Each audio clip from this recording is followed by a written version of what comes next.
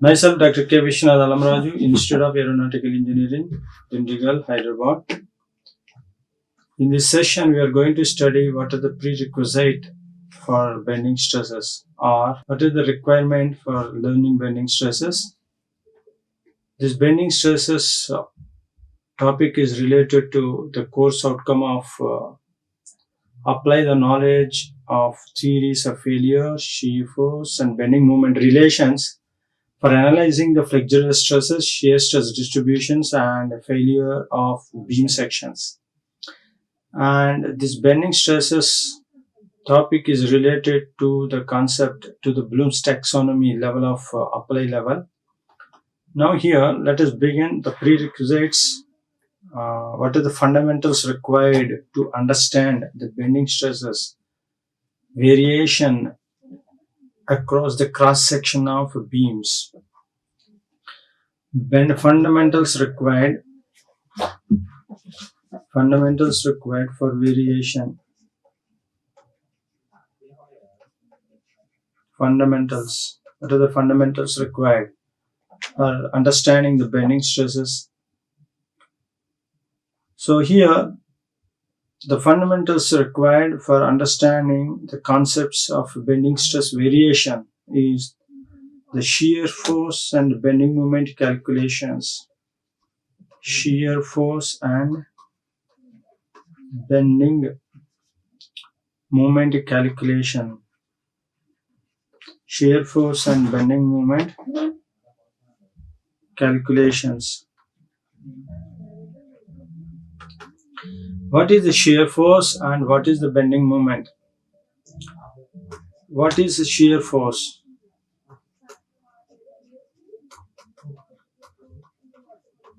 Shear force is nothing but the force which acts tangential to the cross section of the beam. Then it is known as the shear force. Suppose the beam having a cross section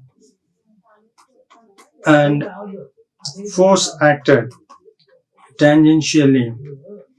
The bending, due to shear force, the shearing takes place. The free end will move, deflection, that is the phi. This angular deflection phi is known as the shear strain. Here the shear strain, suppose the change in deflection is A dash and it is B. So tan phi equal to A dash by AB. This phi equal to tan inverse of A dash by AB. This is the shear strain.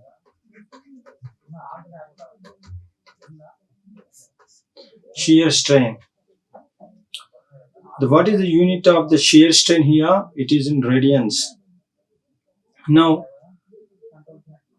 the shear force which acts parallel to the cross section or tangential to the cross section, and also the shear force acts, if we consider the beam cross section of, if we consider the cross section, rectangular cross section,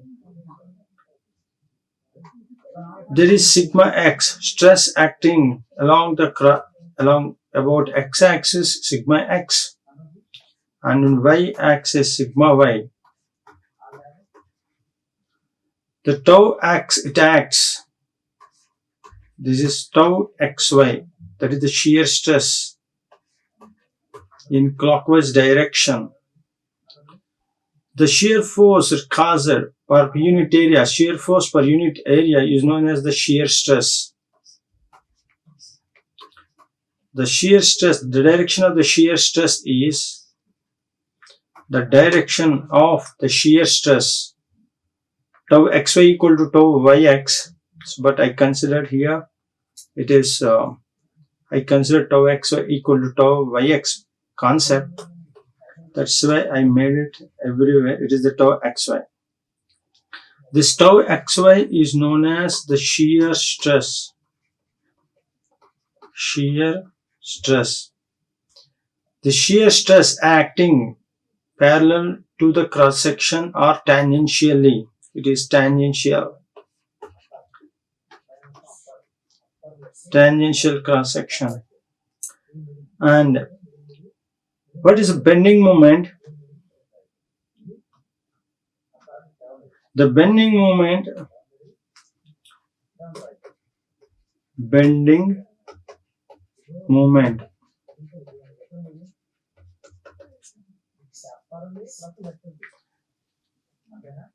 bending moment is nothing but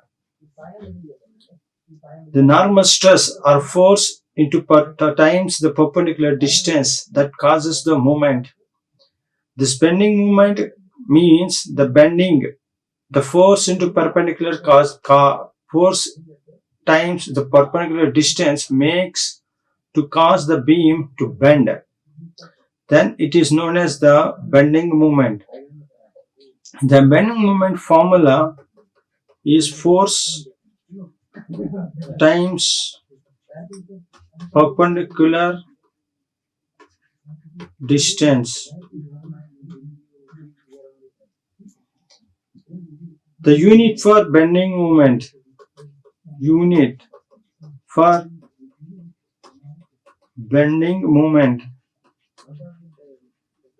is Newton meter or Newton millimeter. Now, what is the shear force and bending moments? After learning this concept, the next definition or next concept is that types of beams. Types of beams. There are various types of beams. Number 1, simply supported beam.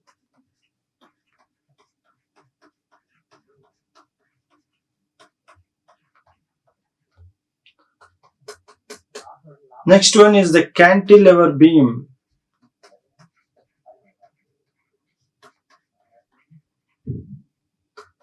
And the third one is overhanging beam.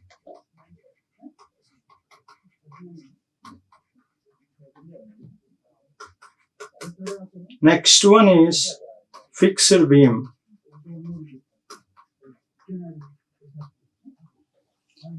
So these are the types of beams. After knowing the types of beams, so here the beams are supported by different supports. So how can a simply supported beam? It looks like that. Simply supported beam. Simply supported beam. In simply supported beam, the beam is supported by two supports at the end. These supports are known as, here it is a knife edge support. The type of support is here is knife edge support.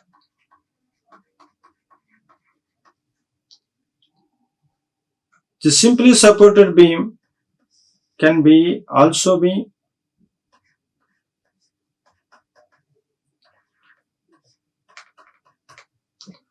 it is at the end two supports. Here the knife edge, the edge is going into the middle of the section of the beam. This support is known as hinged support. Hinged support. And it is looking like a roller. This support is known as a roller support.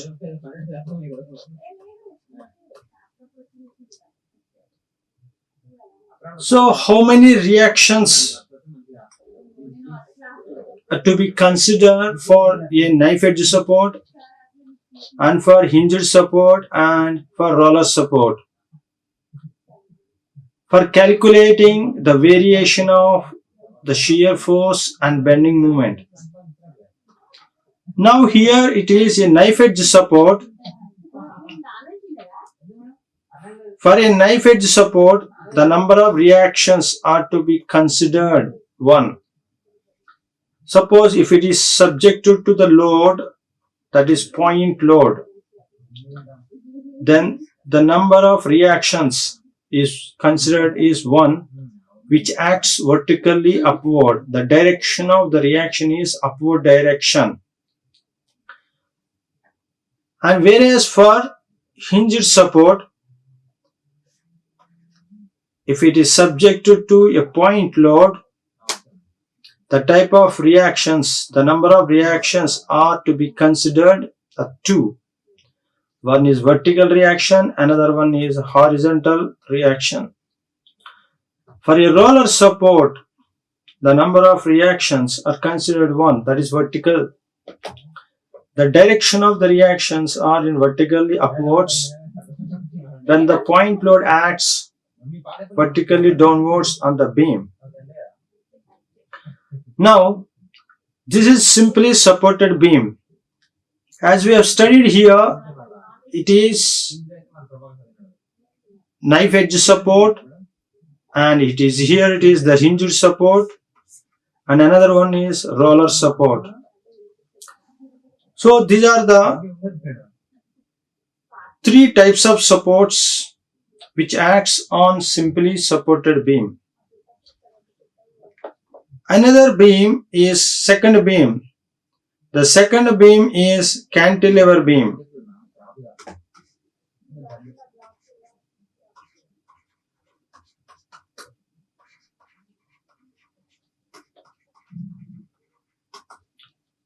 In the case of cantilever beam, how the cantilever beam to be here, the cantilever beam, one end is fixed and the other end is free.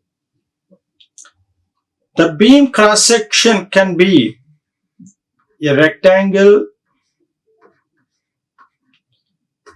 or a square cross section or I section or C section.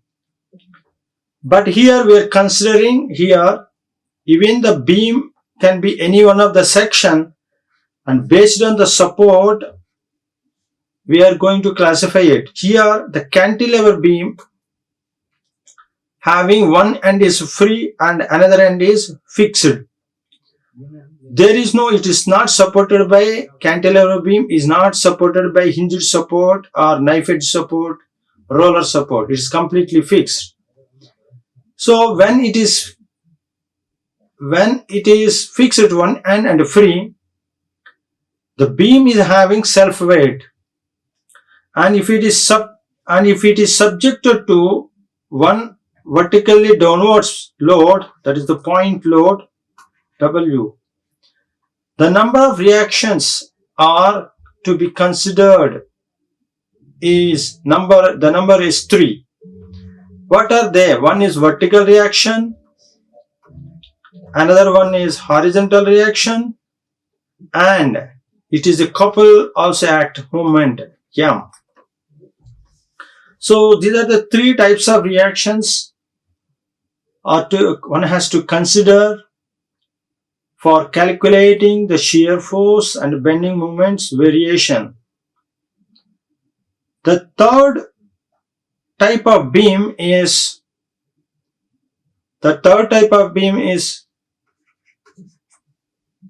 overhanging beam. Overhanging beam.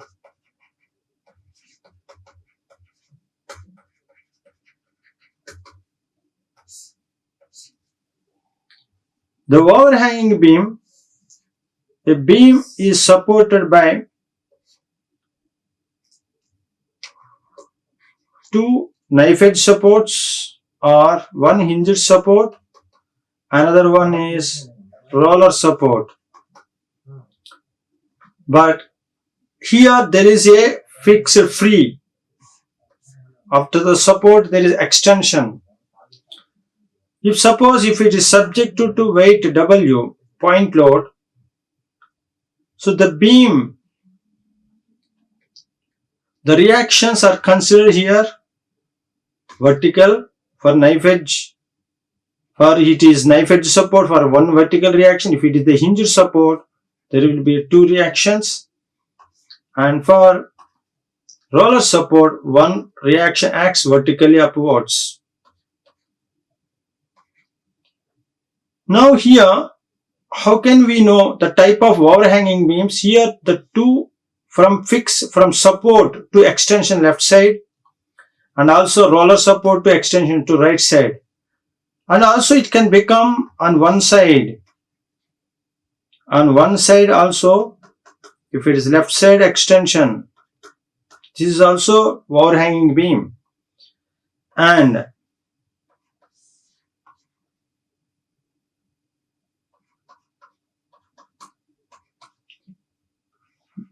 right side extension, right hand side extending, this is also overhanging beam.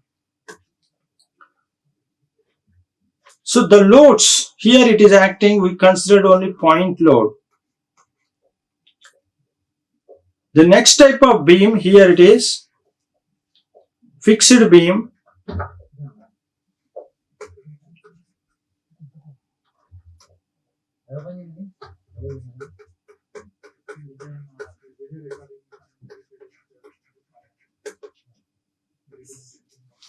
In case of fixed beam, in fixed beam, both the ends of the beam is fixed.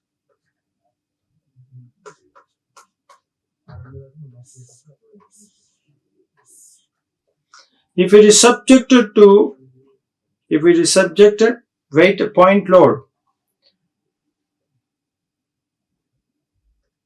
then the number of reactions you have to consider here, one vertical, another one is horizontal, and also moment M1, V1, H1. Similarly, it is V2 vertical and H2. There are total number of reactions are here 6 are to be considered for calculating the shear force and bending moment variations along the length of the beam. So far we studied the types of beams and the types of supports, and these types of different beams are subject to different types of loads. The types of loads are: number 1, point load.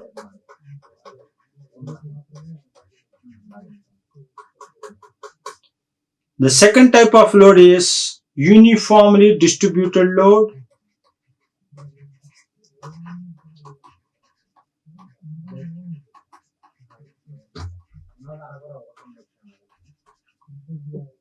It is in short form, it is pronounced as UDL. Another name of uniformly distributed load is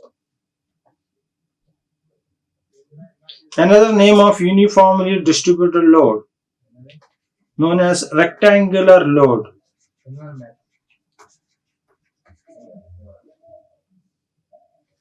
Point load, if we consider the cantilever beam, on the cantilever beam the point load acts. Various types of point loads, W1, W2. And if we consider the cantilever beam,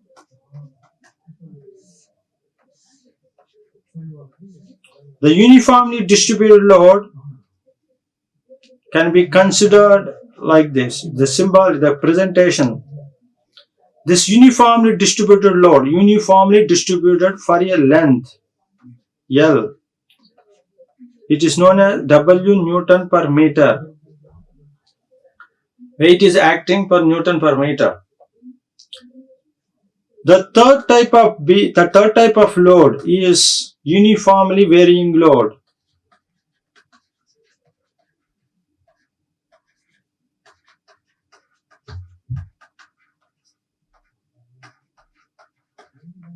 In short form, UVL, and also known as triangular load.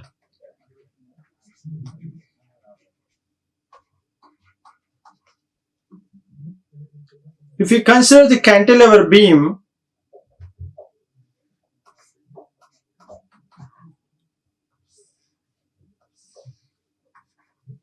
the triangular load acts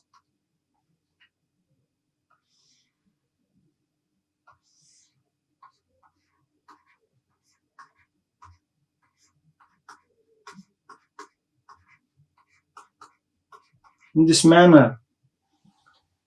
It is a triangular shape and it is varying, uniformly varying. It is length L. The variation of the load, how the total load will be calculated, the area of the load, that is in triangular form, that is half times base into height. That is the total load. The total load, but which acts through the centroid of the beam of the load. And for uniform distribution load, also the total load is considered. That what is the total load? W Newton per meter times L. That is WL is the total load, which acts as the centroid of the load. So it is a rectangle. The length is L. That means L by 2. The total load acts at a distance of, for this, at a distance L by 2. What is the total load? WL. So these are the concepts related to the shear force calculations. And one more thing is that shear force and bending moment calculations are very important in understanding the bending stresses variation. So sign conventions are required, are highly needed to find out the variation or to calculate the shear force and bending moment variations. Next, that is sign conventions. The sign conventions are for shear force calculations.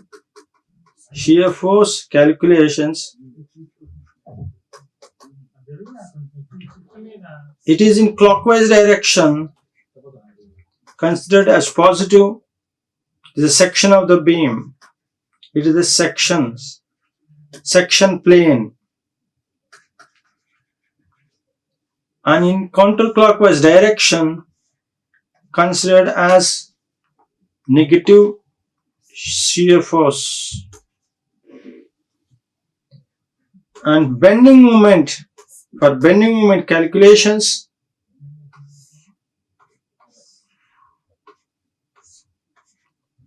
the moment which is acting on both sides, it is positive upward bending, and it is downward bending considered as negative.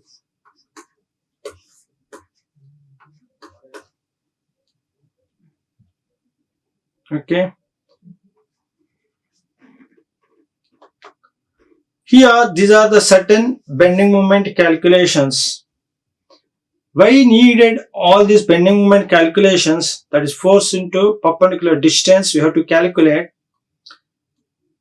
In the theory of simple bending or bending moment equation, that is sigma y equal to m by I equal to E by R. This is the bending equation. equation of or pure bending equation. Pure bending equation.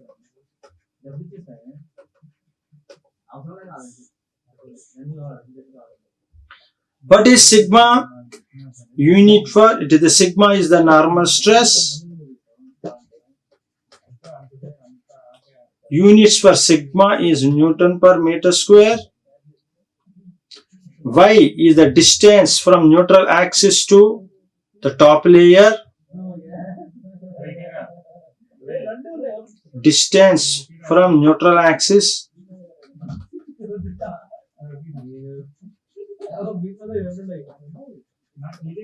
Neutral axis to the layer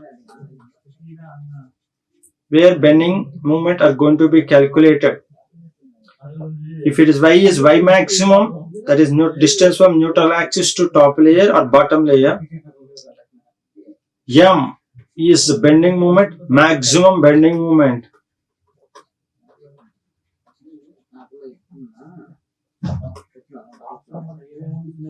That is in Newton meters, and distance that is in meters. I is area moment of inertia or second moment of area. Area moment of inertia.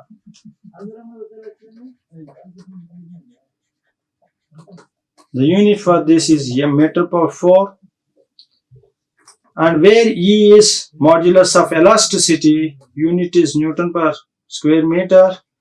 And where R is the radius of curvature, unit is meters. Now, here, this M is the maximum bending moment. This maximum bending moment calculation comes from the concepts of shear force and bending moment diagrams. So, in this figure, here first column is the cantilever beam subjected to only moment, and cantilever beam subjected to weight at the free end, point load. And third figure is cantilever beam subjected to completely UDL, uniformly distributed load for over a length. Here various types mentioned here. A beam is subjected to completely moments. The beam subjected to, and another one is point load, simply supported beam. It is simply supported beam UDL, and simply supported beam is subjected by W not at the middle point, at the distance from A from left support and B from right support. So for those cases, what is maximum bending moment? The maximum bending moment when the cantilever beam is only pure moment is acting. The maximum bending moment is M. And for this section here, when a cantilever beam is subjected to W at the free end, the maximum bending moment, what is the length? Overall length is L. That is WL. So we have to use bending moment. What is the maximum bending moment? If it is cantilever beam is affected or is acted by W point load, then the maximum bending moment is WL. And for UDL, uniformly, and for the case of cantilever beam with uniformly distributed load, the maximum bending moment is WL square by 2. Yes, pure movement, simply supported, no point loads, no UDL, then it is again moment M. And here in this case, simply supported beam, the point load is acting at the midpoint of simply supported beam. That is L by 2 from left to middle, and again left to middle L by 2. So what is the maximum bending moment? That is WL by 4. And next case, that is a simply supported beam, is a total UDL is acting with W, the small letter W for UDL, that is W Newton per meter. that is called load per unit length. Small w, capital W indicates point load, where m is the moment. For that case, the bending moment is WL square by 8, maximum bending moment. And last case, that is called UDL, no UDL here, the simply supported beam is subjected to point load, which is acting at a distance A from capital A support, from left support, and small b, length b, from right support. That means here A is less than B. The maximum bending moment, here it is WAB by L. Capital W here, capital W indicates the point load, small w indicates the load per unit length. Okay, load per unit length. So these are the bending moment values are required to find out the normal stresses. So what case study here, the beam is under bending. So we are going to see some of the figures here. In this figure we can see the person who is carrying the water at both ends. Consider it as a point loads. W1 and W2 is the support.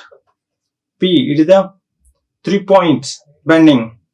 So the horizontal beam, it is a bending, hogging takes place. So according to sign convention, this hogging is known as the negative bending moment. Okay, force into distance from this condition L1, here it is L2. So it is causing moment W1 L1 is acting here W12 and L2. So the person who is carrying here leads to bending.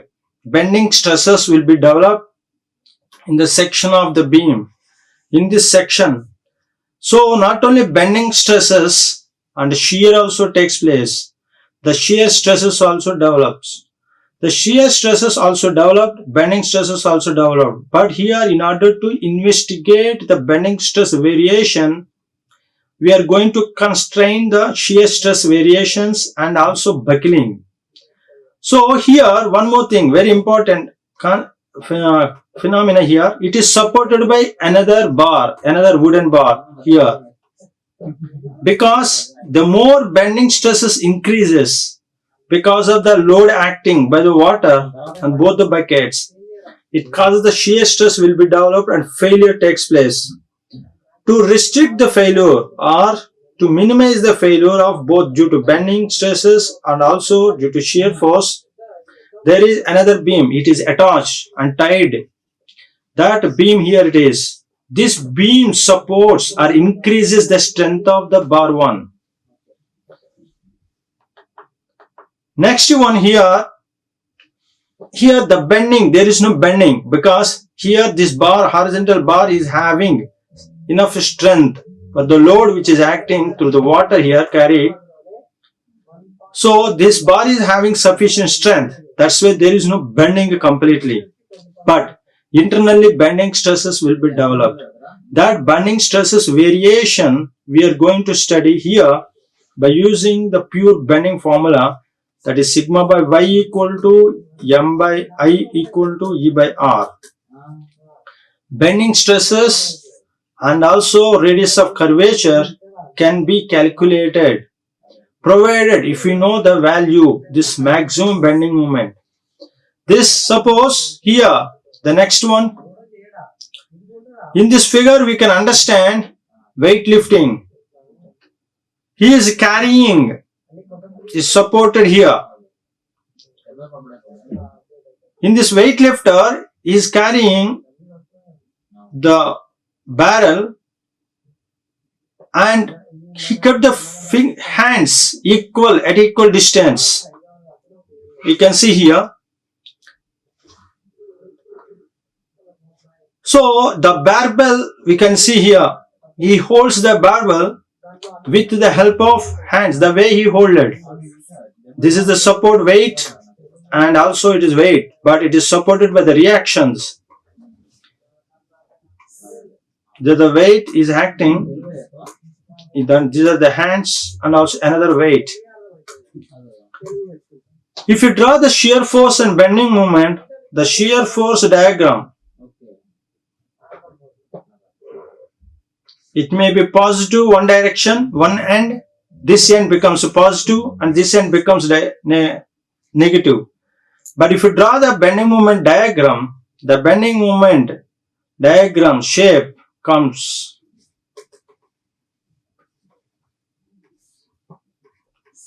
So there is no shear force between two supports. Here in between, the distance between two hands, the shear force acts as 0. This bending is known as, there will be constant bending movement. There will be constant bending movement between two. The bending moment BM is constant.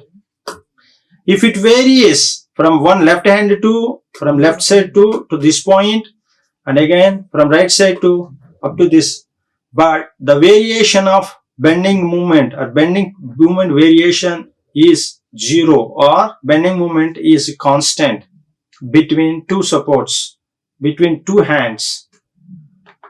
So here the athlete show here holds the barbell with these hands placed at equal distances from the weights. This results in pure bending in the center portion of the bar. In this portion, there is a pure bending results.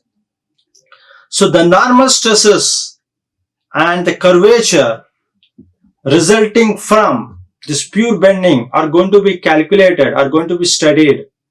Okay, by using the formula that is sigma by y equal to m by I equal to E by R. By using this formula, we can calculate the sigma and also radius of curvature. Sigma is the normal stress, and whereas R is the radius of the curvature resulting from this pure bending, because the shear force is 0. Okay, here that's what.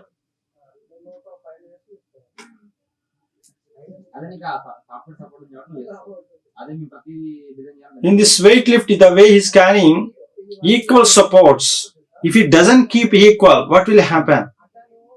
Okay, the bending moment variation, the bending moment doesn't remain constant. It will be varies.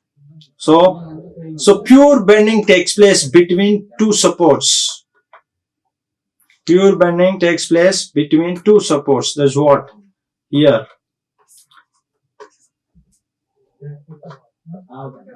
So these are the references I followed here in this session. Thank you. Like, share and subscribe. Hit the bell icon for more updates.